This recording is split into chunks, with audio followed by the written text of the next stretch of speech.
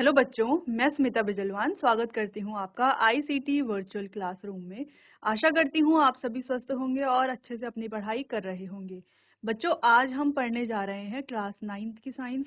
और class 9th science में हम चैप्टर पढ़ रहे थे is matter around us pure, यानी कि क्या हमारे आसपास के पदार्थ शुद्ध हैं। अब जैसा कि आप जानते हैं, क्लास 9th में अपना सिलेबस हम पहले ही कंप्लीट कर चुके हैं। ठीक है, सारे जितने भी हमारे चैप्टर्स हैं वो हमने अच्छे से कंप्लीट कर लिए हैं। तो अब हम एक एक करके चैप्टर का रिवीजन कर रहे थे। तो अब हम रिवीजन कर रहे थे चैप्टर का is matter around us pure वाले चैप्टर का।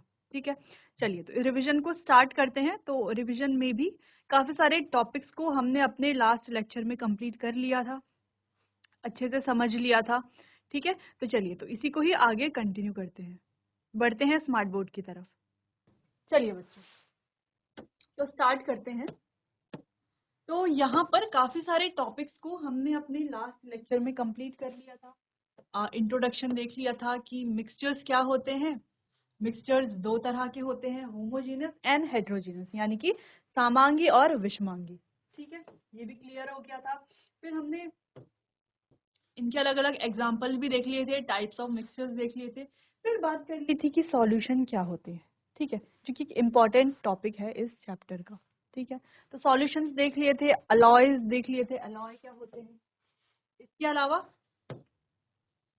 सॉल्यूशन के जो मेन कंपोनेंट्स हैं, सॉल्यूट और सॉल्वेंट, वो क्या है, उससे रिलेटेड अगर कोई क्वेश्चन कभी आता है एग्जाम में तो आप किस तरीके से उसे सॉल्व करेंगे। ठीक है, सॉल्यूशन की क्या क्या प्रॉपर्टीज होती है ये भी हमने देख ली थी। अब आपको ध्यान रखना है, सॉल्यूशन की जो प्रॉपर्टीज हमने पढ़ी थी वो प्रॉपर्टीज जब हम कोलॉइड पढ़ेंगे, सस्पेंशन पढ़ेंगे, तो वहां पर भी हमारे काम आएगी। क्यों काम आएगी? क्योंकि सॉल्यूशन की प्रॉपर्टीज से रिलेट करके ही हम कोलॉइड और सस्पेंशन की प्रॉपर्टीज को पढ़ेंगे। ठीक है, तो इसीलिए आपको सॉल्यूशन की प्रॉपर्टीज ध्यान रखनी है। मान लीजिए अगर आपने सॉल्यूशन की प्रॉपर्टीज को अच्छे से पढ़ लिया, समझ लिया और लर्न कर लिया, ठीक है, तो बाकी के जो दो है यानी कि सस्पेंशन और कोलॉइड, तो उनकी प्रॉपर्टीज को भी आप आसानी से रिकॉल कर पाओगे। क्यों? क्योंकि देखो, सॉल्यूशन की जो प्रॉपर्टीज है उससे ही रिलेट करके बाकी की दो प्रॉपर्टीज, बाकी के जो दो है सस्पेंशन और कोलॉइड, उनकी प्रॉपर्टीज हमने पढ़ी है। ठीक है, चलिए तो इस तरीके से बाकी हमने कुछ एक्टिविटीज भी देख ली थी।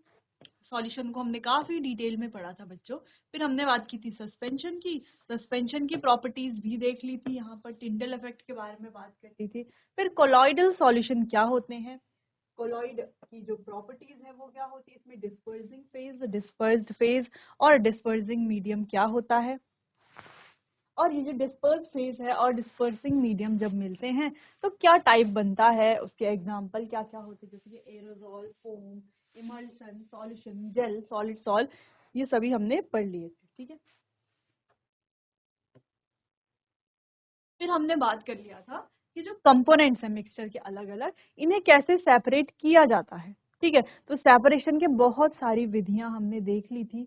तो evaporation, centrifugation, decantation, sublimation, centrifugation, chromatography, distillation and fractional distillation, ये कुछ अलग अलग टेक्निक्स हैं, या हम कहें अलग अलग विधियां हैं जिनसे हम सेपरेशन करते हैं। तो ये टेक्निक्स हमने देख ली। तो इवेपोरेशन पढ़ लिया था, centrifugation with example, decantation with example, sublimation with example पढ़ लिया था, क्रोमेटोग्राफी पढ़ लिया था, सिंपल डिस्टिलेशन भी पढ़ लिया था और फ्रैक्शनल डिस्टिलेशन भी पढ़ लिया था। अब सिंपल डिस्टिलेशन और फ्रैक्शनल डिस्टिलेशन में डिफरेंस क्या है, देखो, ये जो सिंपल डिस्टिलेशन है, यहाँ पर हमें जो लिक्विड चाहिए होते हैं वो चाहिए होते हैं मिसिबल। ठीक है, तो मिसिबल लिक्विड को हम यहाँ पर सेपरेट कर सकते हैं आसानी से। ठीक है, तो और जो हमारा फ्रैक्शनल डिस्टिलेशन है, यहाँ पर भी सेम हमें चाहिए, जो सेटअप है वो सेम होगा, लेकिन यहाँ पर होगा फ्रैक्शनेटिंग कॉलम। अब जो हमारा सिंपल डिस्टिलेशन था तो वहां पर दो कंपोनेंट का अगर मिक्सचर है, दो लिक्विड का मिक्सचर है, तो उसे हम सेपरेट कर सकते हैं। लेकिन यहाँ पर हम जो है सारे बहुत सारा, जैसे किसी में अगर कई सारे कंपोनेंट भी मिक्स हैं, यानी कि दो या दो से ज्यादा भी अगर लिक्विड है या गैसेस हैं, तो उनको सेपरेट कर सकते हैं। जैसे कि हम गैसेस को सेपरेट कर सकते हैं, पेट्रोलियम को सेपरेट कर सकते हैं। अब हम जानते हैं कि जो पेट्रोलियम है उसके बहुत सारे कंस्टिट्यूएंट होते हैं, अलग अलग कंपोनेंट होते हैं। उसमें कैरोसिन होता है, पेट्रोल होता है, डीजल होता है, ल्यूब्रिकेटिंग ऑयल होता है, इसके अलावा पैराफिन वैक्स होता है, बिटुमेन होता है, कई सारे कंस्टिट्यूएंट उसमें होते हैं। तो उन कंस्टिट्यूएंट को अलग अलग हम कर सकते हैं फ्रैक्शनल डिस्टिलेशन से। ठीक है, तो ये हमने देख भी लिया था। फिर हमने बात की थी कि जो एयर है, अब हम जानते हैं एयर भी क्या है, एक मिक्सचर है, होमोजेनस मिक्सचर है। और एयर में भी कई सारे जो गैसेस हैं वो हैं, जैसे कि कार्बन डाइऑक्साइड है, ऑक्सीजन है, आर्गन है, नाइट्रोजन है, ये सारी गैसेस हैं अलग अलग। तो इनको हम सेपरेट कर सकते हैं किसकी मदद से, फ्रैक्शनल डिस्टिलेशन की मदद से। क्लियर है इतना? चलिए, अब फिर उसके बाद बात कर ली थी हमने कि सॉलिड जो है उनको कैसे क्रिस्टलाइजेशन प्रोसेस से हम प्योरीफाई कर सकते हैं। क्लियर? चलिए, लास्ट लेक्चर में बच्चों हम फिजिकल और केमिकल चेंज के बारे में बात कर रहे थे कि फिजिकल चेंजेस क्या हैं और केमिकल चेंजेस क्या हैं। ठीक है, तो कई सारे देख लिए थे हमने, जैसे प्रॉपर्टीज भी देख ली थी, जैसे फिजिकल चेंजेस हैं। तो यहाँ पर आपको क्या दिखेगा, आमतौर पर आप देखोगे कि स्टेट में, कलर में, कलर में नहीं, स्टेट में, शेप में, साइज में ही चेंज हो रहा है केवल। ठीक है, कोई और चेंज नहीं हो रहा है। जैसे अगर मान लो हमारे पास है एक एप्पल, हमारे पास है एक एप्पल है। अब इस एप्पल को अगर हम बीच से काट लेते हैं तो ये एप्पल इस तरीके से दो पार्ट में कट जाएगा। ठीक है, अब ये जो चेंज हुआ, एप्पल को हमने दो भागों में बांटा, वो कैसा चेंज है? क्या वो एक फिजिकल चेंज है या ये एक केमिकल चेंज है? सोचिए। तो बहुत सिंपल ये है, तो ये हमारा एक फिजिकल चेंज है, क्योंकि एप्पल कट रहा है दो भागों में। ठीक है, यानी कि एप्पल के सिर्फ शेप में चेंज आया है, यानी कि इसका जो ये आकार है ये बदला है, पहले ऐसा था फिर इसको दो भागों में हमने बांट दिया है। इसका कोई केमिकल कंपोजिशन में कोई चेंज नहीं आया है ना, रासायनिक संरचना में कोई चेंज नहीं आया, रंग में कोई चेंज है, किसी भी चीज में कोई भी चेंज नहीं आया। ठीक है, यानी कि ये कैसा चेंज है, एक फिजिकल चेंज है। लेकिन बच्चों, क्या ये एक केमिकल चेंज भी है? तो देखो, अब जब थोड़ा देर बाद, after some time,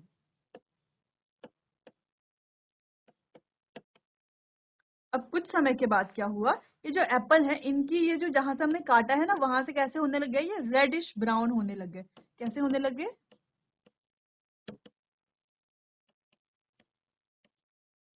reddish brown होने लग गए। ठीक है, अब जब ये रेडिश ब्राउन होने लग गए हैं, यानी कि आपने देखा होगा एप्पल को जब काट करके रखा जाता है खुले में, तो वो एयर के साथ मिल करके क्या करता है, एक अपने जहां से हमने उसे काटा होता है वहां पर एक रेडिश ब्राउन कलर की एक लेयर बना देता है। तो ऐसी रेडिश ब्राउन कलर की लेयर इस एप्पल पे भी आ जाएगी। ठीक है, तो अब ये कौन सा चेंज है? अब ये होगा बच्चों एक केमिकल चेंज, क्योंकि अब क्या हो गया है, ये केमिकली चेंज हो गया है। इस चेंज को ना तो हम रिवर्स कर सकते हैं, ठीक है, ना हम उसे हटा सकते हैं बिल्कुल भी। क्लियर है? तो अब इसके केमिकली जो है ये चेंज हुआ है, तो यहाँ पर ये चेंज होगा एक केमिकल चेंज। क्लियर है इतना? चलो, ये तो काफी इजी था, ऐसे कई सारे एग्जांपल्स भी हमारे पास हैं। चलो, फिर फिजिकल चेंज में हम देख रहे थे कि एलिमेंट क्या है और कंपाउंड क्या है। एलिमेंट और कंपाउंड में हमने एलिमेंट की डेफिनेशन पढ़ ली थी, मेटल्स, नॉन मेटल्स और मेटेलॉइड्स के बारे में हम बात कर रहे थे। तो मेटल्स के बारे में और मेटल्स की प्रॉपर्टीज को हमने लास्ट लेक्चर में डिस्कस किया था। तो एक बार बच्चों इन प्रॉपर्टीज को आगे डिस्कस कर हम रिवाइज कर लेंगे, और रिवाइज करने के बाद फिर आगे चैप्टर को कंटिन्यू करेंगे। तो चलिए, मेटल्स की क्या क्या प्रॉपर्टीज होती हैं, तो चलिए प्रॉपर्टीज को समझते हैं। तो सबसे पहली प्रॉपर्टीज है कि मेटल में होता है लस्टर, यानी कि चमक, शाइनी वो होते हैं। ठीक है, ज्यादातर जो मेटल है वो सिल्वरी ग्रे या गोल्डन येलो कलर के आपको देखने को मिलेंगे। इसके अलावा मेटल्स क्या करते हैं, हीट और इलेक्ट्रिसिटी को कंडक्ट करते हैं, यानी कि हीट और इलेक्ट्रिसिटी के वो सुचालक होते हैं। इसके अलावा मेटल्स की एक और इम्पॉर्टेंट प्रॉपर्टी है कि वो डक्टाइल होते हैं। डक्टाइल होने का मतलब है कि उन्हें जो है पीट करके, किसी हथौड़े से या किसी भी चीज से पीट करके जो है पतली पतली वायर्स में, यानी कि तार में कन्वर्ट किया जा सकता है। जैसे कि अगर हम बात करें 1 ग्राम गोल्ड से हम लगभग 2 किलोमीटर, या 2 ग्राम गोल्ड से हम लगभग 2 किलोमीटर लंबी तार बना सकते हैं सिर्फ 2 ग्राम से। ठीक है, तो इसीलिए मेटल्स डक्टाइल होते हैं, उनको तार आसानी से उनसे तार बनाई जा सकती है। तो आपने देखा होगा कि जितने भी हमारे पास जो तार होती है वो हमेशा हम कॉपर की यूज करते हैं। कॉपर क्या है, एक मेटल है, तो कॉपर की या मेटल की तार क्यों यूज करते हैं, क्योंकि मेटल्स डक्टाइल होते हैं इस वजह से। ठीक है, नेक्स्ट है मेटल्स होते हैं मैलिएबल। अच्छा, ये जो प्रॉपर्टीज है ये प्रॉपर्टीज नॉन मेटल्स की नहीं होती, मेटल्स की होती है। हाँ, कुछ एक आध जो है वो नॉन मेटल्स की भी होती है। नेक्स्ट प्रॉपर्टी थी मैलिएबल। अब मेटल्स काफी मैलिएबल होते हैं, यानी कि इनको हथौड़े से पीट करके जो है पतली पतली शीट्स बनाई जा सकती है। जैसे आपने देखा होगा कॉइन्स हम बनाते हैं मेटल्स के। इसके अलावा मेटल्स की आपने पतली पतली, जैसे हम लोहे की चद्दरें आपने देखी होगी, शीट्स बनाते हैं ना अलग अलग मेटल्स की, तो शीट बनाई जा सकती है क्योंकि ये कैसे है, मैलिएबल है। अगली प्रॉपर्टी है कि मेटल कैसे होते हैं, सोनरस होते हैं। सोनरस का मतलब है कि जब उन्हें हिट किया जाए तो वो कैसा साउंड देते हैं, एक टंग का रिंगिंग साउंड देते हैं। कैसा साउंड देते हैं, एक रिंगिंग साउंड प्रोड्यूस करते हैं। तो आपने स्कूल में या किसी भी टेम्पल में बेल्स देखी हैं, है ना, तो मेटल की वहां पर बेल्स होती है, बड़ी बड़ी घंटियां होती हैं। तो उन बेल्स को जब बजाया जाता है तो वो एक अलग सा साउंड प्रोड्यूस करती हैं, एक रिंगिंग साउंड प्रोड्यूस करती है। वहीं आप अगर देखो, आपके पास एक मेटल की बेल है और एक आपके पास नॉन मेटल या मान लो किसी प्लास्टिक की बेल है, तो दोनों को आप बजाते हो तो किससे ज्यादा तेज आवाज आएगी, नॉन मेटल से आएगी या मेटल से आएगी। तो अब आपको समझ में आ गया है कि जो मेटल से बनी हुई बेल होगी उससे ज्यादा तेज आवाज आएगी, ना कि लकड़ी या प्लास्टिक से बनी हुई बेल की। क्यों, क्योंकि जो लकड़ी और प्लास्टिक है वो है नॉन मेटल, और नॉन मेटल सोनरस नहीं होते। ठीक है, वो कोई रिंगिंग साउंड प्रोड्यूस नहीं करते। जितनी भी बेल्स होती हैं, स्कूल की बेल हो या टेम्पल की बेल हो या कहीं पर भी कोई भी बेल आपको दिखे, तो वो बेल हमेशा मेटल से ही बनाई जाती है। ठीक है, क्लियर है इतना। तो ये हो गई मेटल की प्रॉपर्टीज। अच्छा, कुछ और प्रॉपर्टीज हैं, जैसे अगर हम बात करें, मेटल हार्ड होते हैं जनरली। ठीक है, जनरली मेटल क्या होते हैं, हार्ड नेचर के होते हैं। लेकिन बच्चों, कुछ मेटल ऐसे हैं, जैसे कि यहाँ पर है, ये मेटल आपको दिख रहा है, सोडियम, जिसे चाकू से काटा जा रहा है, तो ये सोडियम मेटल है, Na इसका सिंबल है, नाम है सोडियम, सोडियम। ठीक है, Na इसका सिंबल है। तो ये जो सोडियम मेटल है ये काफी ज्यादा सॉफ्ट मेटल होता है, जबकि मेटल की जो अगर हम आम तौर पर बात करें तो इसकी जो प्रॉपर्टी है वो है हार्ड होना, मेटल हार्ड होते हैं। लेकिन सोडियम पोटेशियम कुछ ऐसे मेटल हैं जो हार्ड नहीं होते हैं बल्कि सॉफ्ट होते हैं, इतने सॉफ्ट होते हैं कि उन्हें चाकू से भी काटा जा सकता है। ठीक है, क्लियर। और जनरली अगर हम बात करें, जो मेटल हैं वो रूम टेम्परेचर पर कैसे होते हैं, सॉलिड नेचर के होते हैं, सॉलिड होते हैं, सॉलिड स्टेट में पाए जाते हैं। लेकिन मर्क्यूरी, सिंपल सा फॉर्मूला लिख लेते हैं, Hg, एक ऐसा मेटल है जो कैसा है, लिक्विड होता है रूम टेम्परेचर पर। तो आपने थर्मोमीटर में देखा होगा, थर्मोमीटर में रेड कलर का होता है ना, जब टेम्परेचर बढ़ता है तो वो ऊपर की तरफ जाता है, कम होता है तो वो नीचे की तरफ आता है, वो मर्क्यूरी मेटल होता है। ठीक है, तो थर्मोमीटर्स में इसका यूज किया जाता है। क्लियर है, तो मेटल के बारे में आप ये समझ गए हैं। अच्छा, ये जो प्रॉपर्टीज है मेटल की, क्लास 9th में तो हम पढ़ ही रहे हैं, और जब हम क्लास 10th में जाएंगे तो सेपरेट चैप्टर मेटल और नॉन मेटल का हमें पढ़ना है। ठीक है, तो वहां पे हमें इन चीजों को दोबारा से पढ़ना है, तो आप यहाँ पर अगर आप अच्छे से पढ़ लेते हो तो आगे आपको इतना ज्यादा डिटेल में नहीं पढ़ना पड़ेगा। खैर, डिटेल में तो आपको पढ़ना है ही, ठीक है, लेकिन अगर आपको यहाँ पर ज्यादा अच्छे से याद हो जाता है तो आगे जो है आपके लिए थोड़ा इजी हो जाएगा। क्लियर है, तो चलो ये तो हो गई मेटल की प्रॉपर्टी। बात करते हैं नॉन मेटल की। अच्छा, मेटल के एग्जाम्पल की बात करें तो कॉपर है, गोल्ड है, एल्यूमिनियम है, सिल्वर है, जिंक है, आयरन है, कोबाल्ट है, कॉपर है, तो ये कई सारे अलग अलग हमारे पास मेटल है। ठीक है, तो ये एग्जांपल हो गए मेटल के। तो एग्जांपल यहाँ पर भी दिया है, mercury is the only metal that is liquid at room temperature. तो मर्क्यूरी एक ऐसा मेटल है जो रूम टेम्परेचर पर लिक्विड होता है। ठीक है, बाकी यहाँ पर एग्जाम्पल आप देख सकते हो, गोल्ड है, सिल्वर है, sodium, potassium, mercury, copper, iron, ये अलग अलग कुछ मेटल्स हैं। ठीक है, मर्क्यूरी को आप देख सकते हो किस तरीके से मर्क्यूरी जो है रूम टेम्परेचर पर लिक्विड है, हालांकि ये एक मेटल है। लेकिन फिर भी लिक्विड स्टेट में है। ठीक है, तो ये एक एक्सेप्शनल केस है, आपको ध्यान में रखना है। आगे बात करते हैं नॉन मेटल की। अब ये जो नॉन मेटल होते हैं बच्चों, जैसे हमने मेटल की बात की थी, तो मेटल बहुत कम कलर की वैरायटी मेटल में होती है, लेकिन जो नॉन मेटल है उनमें आप देख ही सकते हो कितने सारे अलग अलग कलर हैं, यानी कि वैरायटी ऑफ कलर्स यहाँ पर आपको देखने को मिलता है। दूसरी चीज है, जैसे हमने मेटल में पढ़ा था कि वो क्या है, गुड कंडक्टर होते हैं हीट और इलेक्ट्रिसिटी, तो वैसे ही नॉन मेटल होते हैं पुअर कंडक्टर, ये होते हैं कुचालक हीट और इलेक्ट्रिसिटी के। लेकिन बच्चों यहाँ पर ये जो ग्रेफाइट मेटल है, सॉरी नॉन मेटल है, ये क्या होता है, ये कंडक्ट करता है इलेक्ट्रिसिटी, कंडक्ट।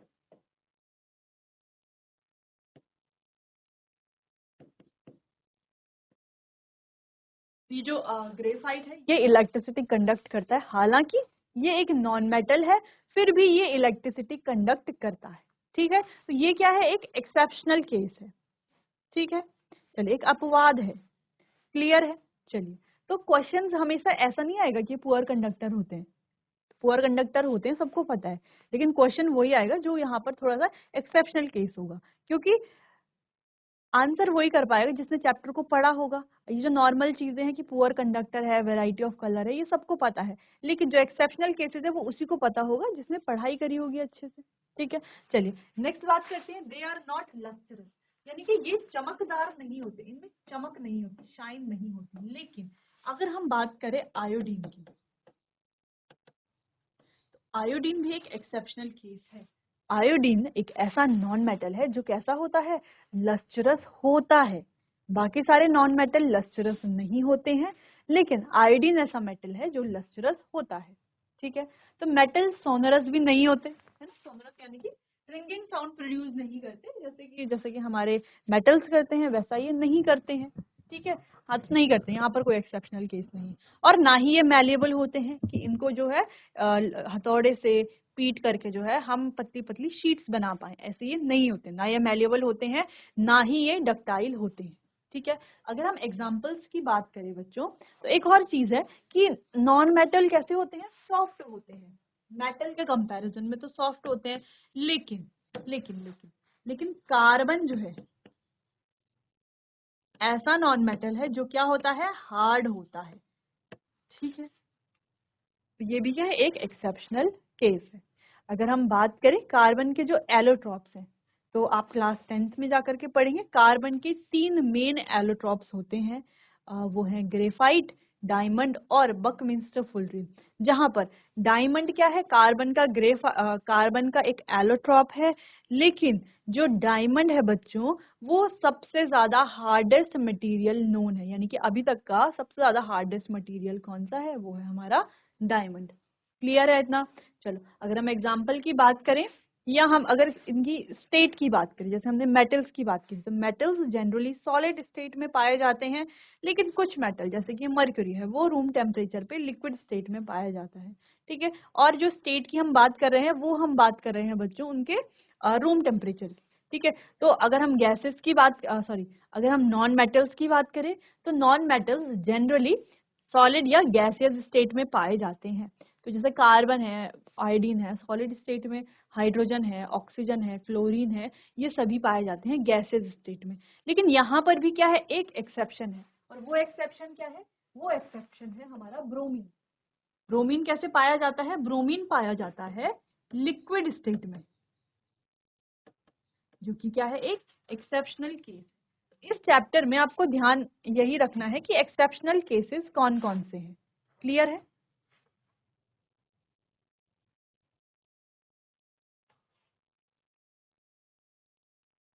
ठीक है, तो ये क्या है, एक्सेप्शनल केस है। तो यहाँ पर आपने देखा होगा हमने मेटल्स तो पढ़ लिए, नॉन मेटल्स भी पढ़ लिए, लेकिन मेन हमें क्या पढ़ना है, इनके एक्सेप्शनल केसेस को पढ़ना है, इनके एक्सेप्शनल केसेस को पढ़ना है।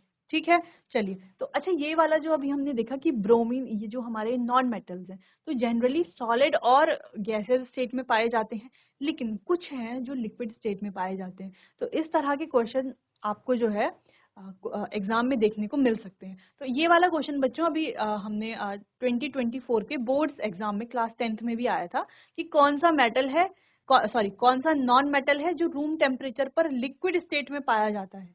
ठीक है, तो 1 नंबर का ये क्वेश्चन आया था, बोर्ड्स में पूछा गया था 2024 में। ठीक है, तो उसका आंसर था ब्रोमीन। क्लियर है? तो देखो, तो आप अच्छे से पढ़ोगे तो आपके आगे भी ये काम आने वाला है।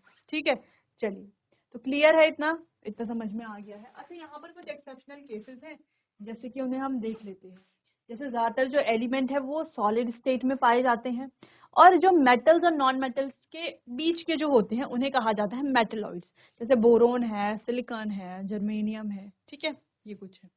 इसके अलावा मर्क्यूरी और ब्रोमीन, एक मेटल है जो मर्क्यूरी है, ब्रोमीन जो कि नॉन मेटल है, ये रूम टेम्परेचर पर लिक्विड होते हैं, ये ध्यान रखना है।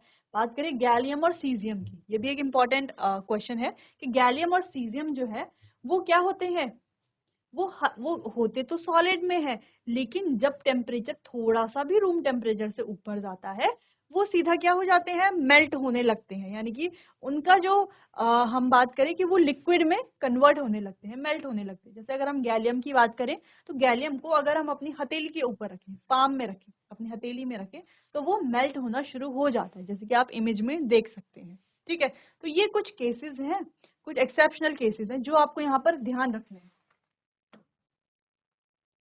चलिए, अब कंपाउंड की बात करते हैं। देखो बच्चों, हमने एलिमेंट्स तो पढ़ लिए, एलिमेंट्स में मेटल, नॉन मेटल्स और मेटलॉइड्स तीनों हमने अच्छे से समझ लिए हैं, पढ़ लिए हैं।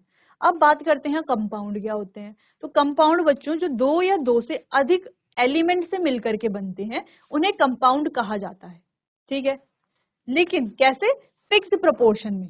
H2O, जैसे H2O है तो एक ऑक्सीजन है और दो यहाँ पर हाइड्रोजन, जैसे ग्लूकोज है C6H12O6, जैसे CO2 यानी कि कार्बन डाइऑक्साइड है, एक कार्बन दो ऑक्सीजन। तो ये सभी क्या है, हमारे कंपाउंड। तो ऐसे सब्सटेंस जो दो या दो से ज्यादा एलिमेंट से मिलकर के बने हुए होते हैं उन्हें हम कंपाउंड कहते हैं। और ध्यान रखने वाली बात यह है कि एलिमेंट और कंपाउंड दोनों ही प्योर सब्सटेंस हैं, यानी कि दोनों ही शुद्ध पदार्थ होते हैं, इतना आपको ध्यान रखना है। चलिए, तो कंपाउंड की जो डेफिनेशन है ये आप नोट कर लीजिए।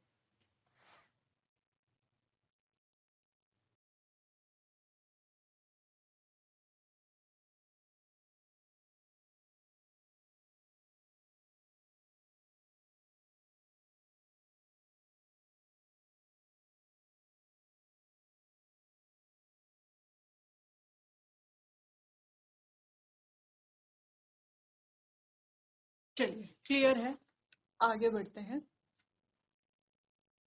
What do we get when two or more element are compound? तो combined, जब दो या दो से ज्यादा एलिमेंट जो है वो कंबाइन होते हैं तो हमें क्या मिलता है, इसको हम थोड़ा समझेंगे।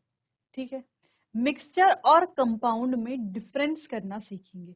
अब आप समझ रहे होंगे, अब आपको थोड़ा कंफ्यूजन तो हो रही होगी कि अभी तो मैम ने कहा कि ये जो कंपाउंड है ये प्योर सब्सटेंस होते हैं, यानी कि शुद्ध पदार्थ होते हैं।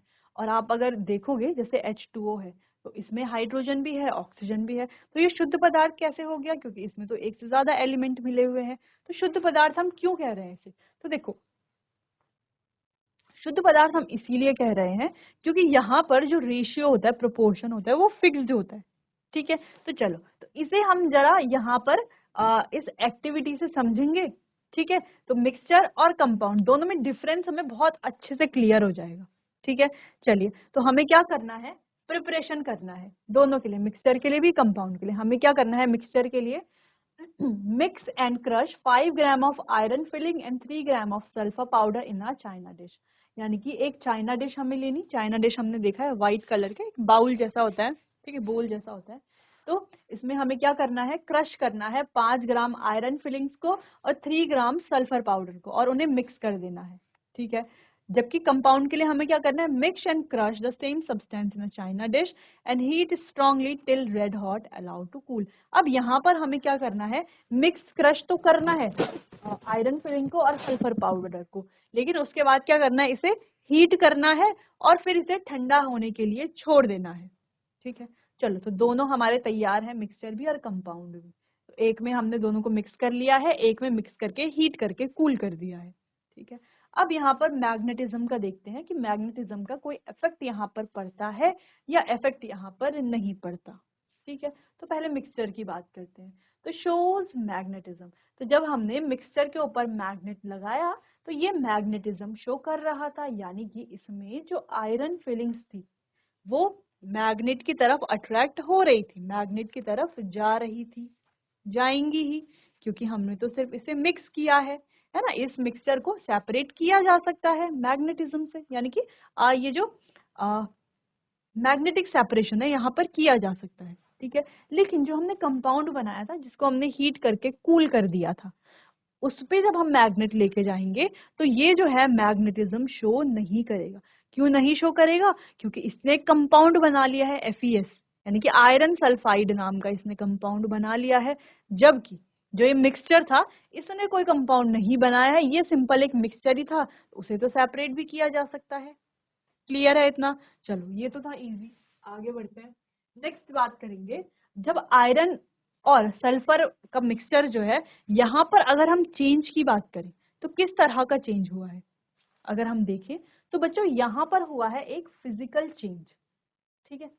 लेकिन कंपाउंड की बात करें तो यहाँ पर तो केमिकल चेंज हुआ है, क्योंकि केमिकल कंपोजिशन चेंज हो गई है ना। नीचे हम देख सकते हैं कि आयरन और सल्फर मिले, आयरन सल्फाइड इन्होंने बना लिया। तो इन्होंने क्या कर लिया है? केमिकल चेंज, यानी कि कंपोजिशन ही चेंज हो गई है।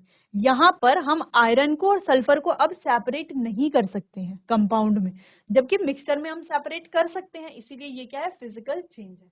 प्रॉपर्टीज की अगर हम बात करें तो यहाँ पर ये जो प्रॉपर्टीज है, जैसे पहले थी, जो इसके जो कंस्टिट्यूएंट थे उनकी जो प्रॉपर्टीज थी, इसकी प्रॉपर्टीज भी वही होंगी। जो आयरन की प्रॉपर्टीज, सल्फर की प्रॉपर्टी होंगी, वही प्रॉपर्टी होंगी। लेकिन जब हम आयरन सल्फाइड, जो कि हमारा कंपाउंड है, उसकी बात करते हैं तो इसकी जो प्रॉपर्टीज होंगी वो जो एलिमेंट कंबाइन हुए थे उनकी प्रॉपर्टीज से डिफरेंट प्रॉपर्टीज होंगी। इसीलिए तो केमिकल चेंज हमने कहा, यहाँ पर केमिकल चेंज हुआ है तो प्रॉपर्टीज भी डिफरेंट होंगी, ठीक है। यहाँ पर फिजिकल चेंज हुआ है, इसीलिए प्रॉपर्टीज सेम ही है। क्लियर है इतना? चलो आगे बढ़ते हैं।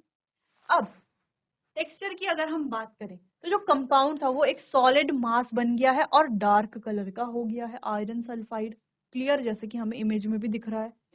वहीं अगर हम मिक्सचर की बात करें तो ये कैसा है? ग्रैन्युलर है। जैसे पहले था ही, जो आयरन फिलिंग का और सल्फर का हमने मिक्सचर बनाया, जैसे वो पहले मिक्सचर था वो वैसा ही है।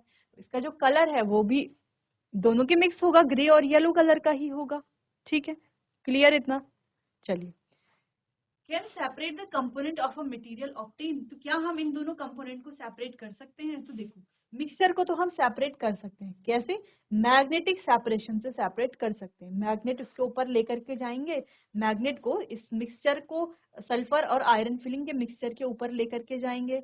आयरन फिलिंग जो है वो मैग्नेट की तरफ अट्रैक्ट होंगी, मैग्नेट पर चिपक जाएंगे, स्टिक हो जाएंगे, ठीक है। जिससे कि हम मैग्नेट हटा करके ये जो सारी आयरन फिलिंग है वो मैग्नेट के साथ अलग हो जाएंगी और सल्फर सल्फर नीचे बच जाएगा, यानी कि यहाँ पर सेपरेशन पॉसिबल है।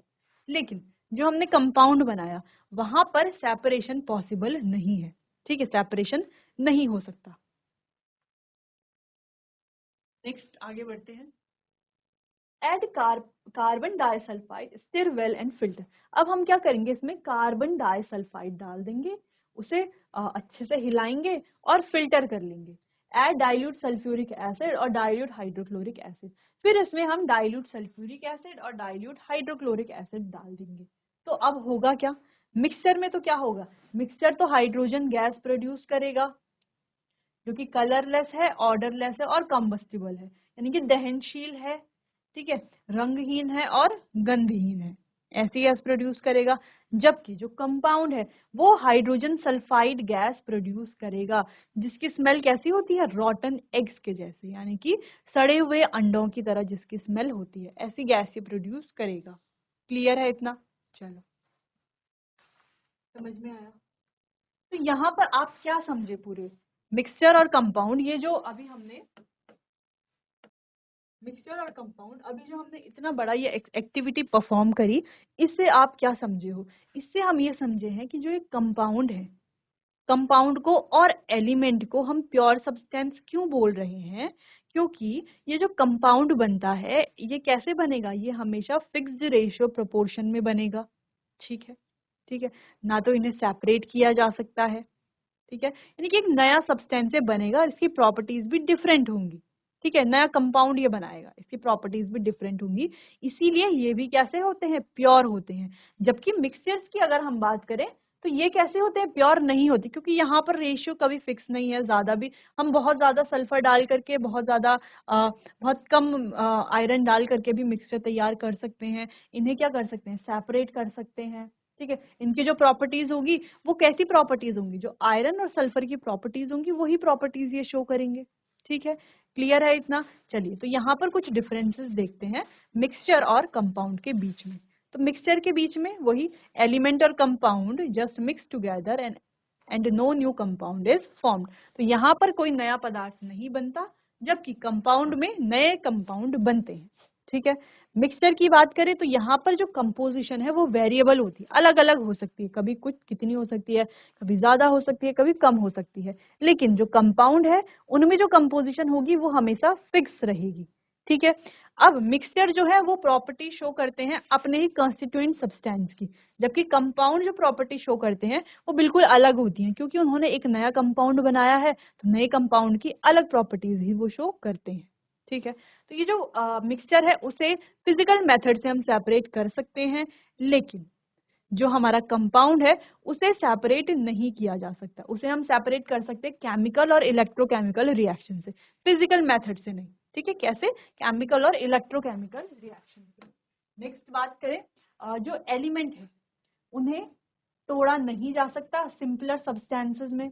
अब यहाँ पर हम एलिमेंट और कंपाउंड मिक्सचर्स की बात करते हैं, तो अगर हम एलिमेंट्स की बात करें तो एलिमेंट को देखो सिंपलर सब्सटेंस में हम ब्रेक नहीं कर सकते, जैसे आयरन है, कॉपर है, तो इन्हें और ज्यादा सिंपलर में हम नहीं तोड़ सकते। तो यही डेफिनेशन भी हमने पढ़ी थी।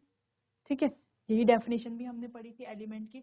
वहीं कंपाउंड की बात करें तो ये फिक्स्ड कंपोजिशन होता है और can be broken down into elements, और इन्हें केमिकल और इलेक्ट्रोकेमिकल रिएक्शन से हम ब्रेक डाउन कर सकते हैं। एग्जाम्पल की बात करें तो जैसे वाटर है, मीथेन है, शुगर है, सॉल्ट है, तो इन सभी को हम केमिकल या इलेक्ट्रोकेमिकल रिएक्शन से सेपरेट कर सकते हैं, फिजिकल मेथड से नहीं कर सकते।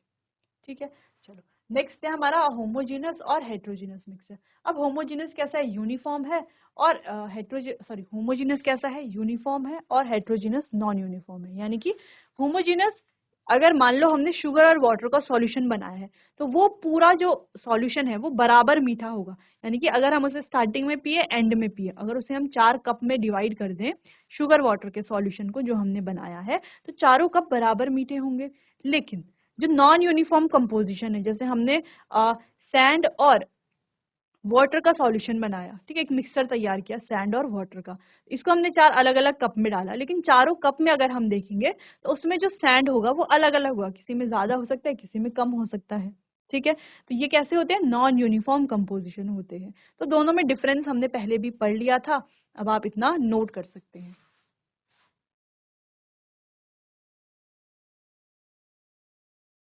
तो बच्चों, यहाँ पर हमारा is matter around us pure chapter complete होता है। हमने पूरा चैप्टर काफी अच्छे से कंप्लीट कर लिया है, अच्छे से समझ लिया है, कई सारे एग्जाम्पल भी साथ साथ डिस्कस किए हैं, कई सारी एक्टिविटीज भी हमने देखी हैं। अब अपने आने वाले सेशन में हम इसके क्वेश्चन आंसर्स करेंगे, ताकि हमें चैप्टर और अच्छे से समझ में आए। जितने हम क्वेश्चंस करेंगे उतना ज्यादा हमारा अच्छे से रिविजन हो जाएगा चैप्टर का। ठीक है, चलिए चलिए बच्चों, तो आज के लिए बस इतना ही, मिलते हैं अपने आने वाले अगले सेशन में। तब तक के लिए आपका बहुत बहुत धन्यवाद।